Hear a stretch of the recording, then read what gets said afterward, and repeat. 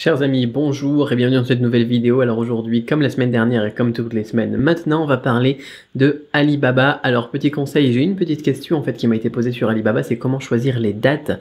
Quelle date choisir quand vous faites une demande de cotation, une demande de prix. J'ai mon truc qui bouge là, ça me fait une image toute pourrie, je sais pas pourquoi. Alors quand vous faites, c'est pas grave, une demande de prix, une demande de cotation sur Alibaba, on vous demande de demander une date, de donner une date limite à votre fournisseur chinois. Comment est-ce qu'on va choisir ça? Eh bien je vais vous donner quelques astuces et quelques concepts clés à comprendre pour que vous puissiez faire ça plus simplement et que ça vous paraisse plus logique, surtout si c'est la première fois que vous commandez sur Alibaba et que c'est une grosse production. Vous allez voir pourquoi est-ce que c'est important et bien de prendre tous ces facteurs en compte. Alors il faut savoir en fait tout simplement que une production, généralement pour que le fournisseur puisse la caler dans ses lignes de production, peut-être une production ça va prendre 1 jour, 2 jours, 3 jours, pas plus, d'accord? Mais il n'a pas que vous comme client, le fournisseur, c'est ça qui est important à noter. J'ai des lignes qui s'affichent et tout à l'écran, je sais pas ce qui se passe, enfin bon. Et ça me trouble ce truc. Et du coup, eh bien, généralement, il va vous donner 20 ou 25 jours de délai pour pouvoir caser vos lignes de production dans son planning, tout simplement. Donc, on n'aura pas, eh bien, possibilité, par exemple, de demander une commande, je sais pas moi, de 20 000 t-shirts pour la semaine prochaine. Ça va pas être possible. Généralement, il faut lui laisser 20 ou 25 jours. D'accord? C'est le premier délai qu'il va falloir noter. Ensuite, seconde chose qu'il va falloir noter, eh bien, c'est vous, votre délai à vous. Pour quand est-ce que vous avez besoin de la marchandise? Et vous avez à prendre en compte un deuxième délai, par exemple pour une commande de 20 000 t-shirts, ou bien alors, je sais pas, de 2 conteneurs de câbles acier pour des bateaux, j'en ai déjà parlé plusieurs fois comme exemple, celui-là. Eh bien, c'est justement le transport du conteneur jusque chez vous. Est-ce que vous faites de l'aérien? Est-ce que vous faites du Sea Air, c'est-à-dire une partie en aérien et ensuite la suite en avion? Une partie en aérien, ensuite la suite en maritime, ou bien une partie en maritime et ensuite la suite en avion? Moitié-moitié, c'est plus rapide, c'est plus intéressant que de faire que de l'aérien au niveau du prix, parce que l'aérien ça coûte cher. Ou est-ce que vous faites que du maritime? Et si c'est que du maritime, là aussi vous avez à prendre en compte des délais qui peuvent être par exemple de 45 jours. Ça dépend de quel port vous partez en Chine. Ça dépend aussi si vous faites du LCL, du partage de conteneurs ou bien du conteneur complet.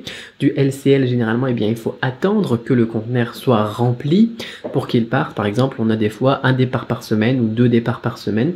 Là aussi, vous avez 3-4 jours à compter en plus dans vos délais. Donc, ce sont ces délais-là qu'il va falloir prendre en compte aussi quand vous allez demander la date de remise de la production à votre fournisseur. D'accord?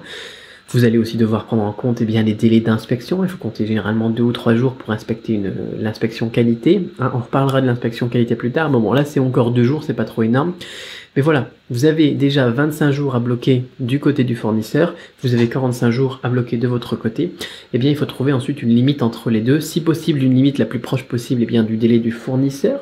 Parce que comme ça, s'il est un petit peu en retard, vous ensuite, vous n'êtes pas en retard. Même si votre bateau part un petit peu plus tard que prévu par rapport au fournisseur, il arrivera toujours un petit peu plus tôt pour vous. D'accord? Mais il ne faut pas que ça arrive trop tôt non plus, parce que si le bateau il arrive trop tôt en France, eh bien vous allez devoir, ou en France ou en Belgique ou peu importe, eh bien vous allez devoir payer des frais de stockage chez votre transitaire. Parce que parfois les clients, ils demandent à être livrés à une date, et si vous les livrez avant, ils sont embêtés parce qu'ils ne savent pas où mettre la marchandise. On ne peut pas non plus livrer trop tôt. Voilà. Donc il faut que vous demandiez une date à votre fournisseur chinois dans la demande de cotation pour prendre en compte des délais de production logiques, on va dire, pour un fournisseur chinois. Vous pouvez lui laisser un petit peu plus de temps pour qu'il ait le temps de vous répondre et de préparer son truc, pourquoi pas 10 jours supplémentaires, etc. Tout en faisant attention, bien évidemment, à tout ce que vous avez derrière avant que ça arrive chez vous et chez le client. Voilà comment est-ce qu'on compte les dates quand on fait une demande de prix à un fournisseur chinois sur Alibaba.com, et c'est pour ça que c'est très important de remplir ces fameuses dates dans votre demande de prix. Voilà. Si cette vidéo vous a paru intéressante, laissez un pouce en l'air, et puis moi je vous dis à demain pour une nouvelle vidéo et une nouvelle astuce. Bye bye.